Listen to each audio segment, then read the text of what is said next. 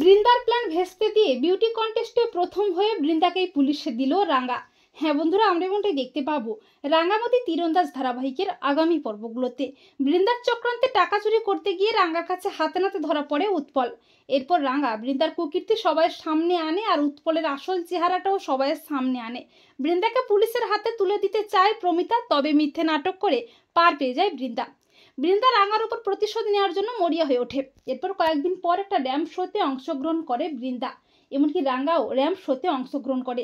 রাঙ্গা তার গ্রাম থেকে কয়েকজন সাঁওতাল মেয়েদের আনে র্যাম্প শোতে অংশগ্রহণের জন্য, আর বৃন্দা তাদের অসম্মান করে, অপমান করে। তবে রাঙ্গা বৃন্দাকে চ্যালেঞ্জ করে আর একলব্য রাঙ্গার পাশে দাঁড়ায়।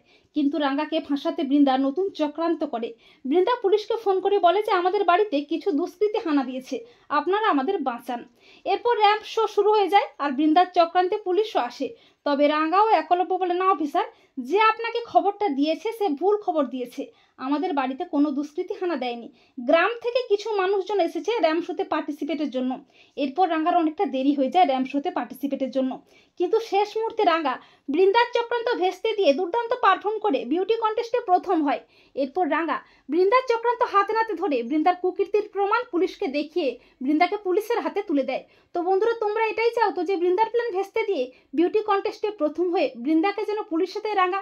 কমেন্ট করে জানাতে ভুলো না যেন তোমাদের মতামতটি।